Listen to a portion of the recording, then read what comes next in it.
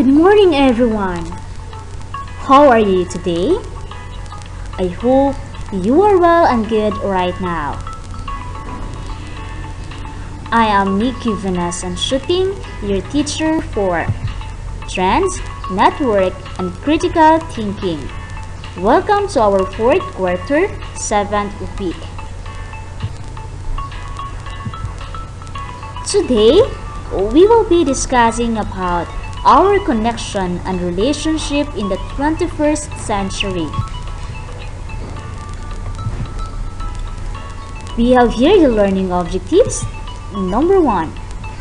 Explain our connection and relationship in the 21st century world and identify collaboration as a vital skill to survive in the 21st century world. Our connection and relationship. According to Merriam-Webster dictionary, connection is the act of connecting or the state of being connected. Meanwhile, relationship is the state of being related or interrelated. As social beings, it is natural for us to crave connection. This can be proven by Maslow's hierarchy of need theory. This theory explains around the stages of the needs that all humans have in their lives. Love and belonging, a stage that might be considered illogical due to the overly sentimental connotation that it brings, is in reality a crucial need for humans. Every individual is connected to each another. Each one is like a unique thread in a tapestry with unique capacity to contribute to the whole. In this generation, it is easy to get connected.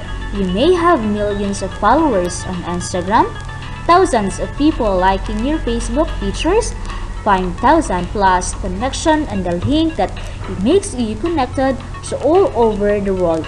It is even common for us to connect with someone and obtain a palpable amount of knowledge on the other's person, backgrounds, and interests through field work done with the help of social media. Having close, positive connection and relationship can give us purpose and sense of belongingness. Extensive evidence shows having good quality of connection and relationship can help us to live longer and happier. Collaboration as a vital skill in the 21st century. Collaboration has become 21st century trend. The need in society to think and work together on issues of critical concern has increased, shifting the emphasis from individual efforts to group work, from independence to community. It is essential to collaborate effectively. That is why it is normal for us to be able to communicate immediately with people around the world, and because of this, we may work and study with people with very diverse backgrounds. An opens us to collaboration and sharing creative ideas means we communicate with each another. This gave us more opportunity to practice our connection and relationship towards other people. So we have the 7 reasons why collaboration is important. Number 1. It helps us problem solve. Number 2. Collaboration brings people and organizations closer together. Number 3. Collaboration helps people from each other. Number 4. It opens up with new channels for communication. Number 5. Collaboration boosts morale across your organization. And the number 6. It leads to higher retention rates. And then, collaboration makes us more efficient workers. So the difference of connection, relationship, and networks. Connection and networks. A network is 2 or more devices connected through links. A link is a communication pathway that transfers data from one device to another. For communication to occur, Two devices must be connected in some way to same link at the same time.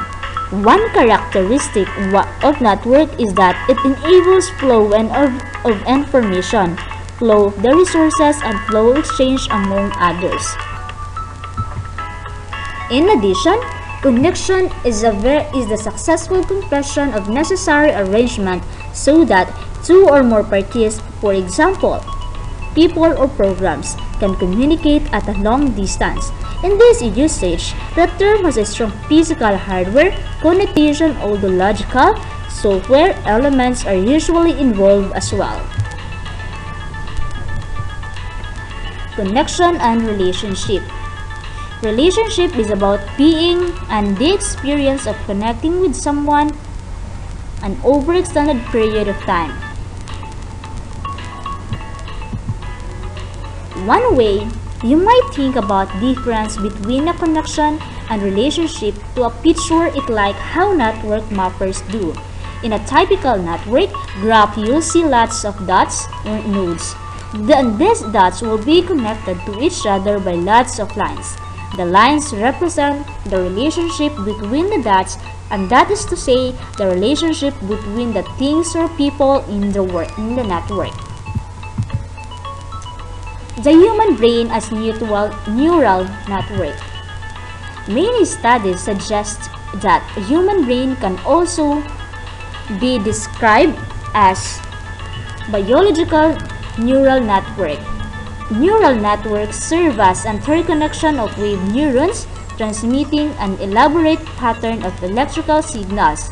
Dendrites acts as a neuron that receives signals, information from other neurons and bring information to the new cell body, while axons take information away from the cell body. But on how the human brain actually works is an elaborate and complex mystery. Neural networks. Neural networks are groups of neurons that are together to carry out a process because individual neurons cannot carry enough information to do one process at a time.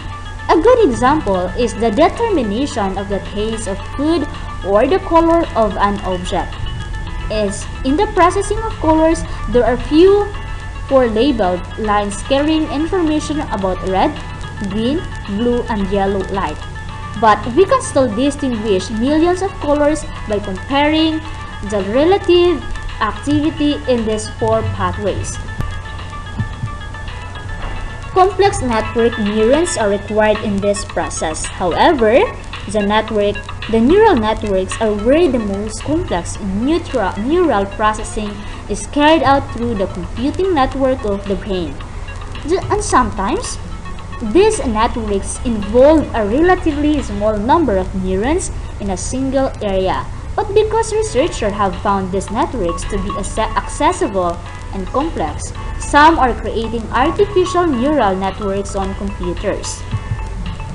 So what is artificial neural networks? It is a special type of machine learning algorithms that are modeled after the human brain. It is composed of connection, activation, propagation function, a network input, output, function, and learning strategy. Structure of artificial neural networks. Number 1. Input units. Receive various forms and structures of information based on an internal weighting system, and the neural networks attempts to learn about information presented to produce one output report. Number 2. Hidden layers. In the middle of the ANN model are hidden layers. There can be single hidden layer, as in the case of perception, or multiple hidden layers. These hidden layers perform various types of mathematical computation on the output data and recognize the patterns that are part of. Number 3. Output layer. In the output layer, we obtain the result that we acquired through rigorous computation performed by the middle layer. Number 4.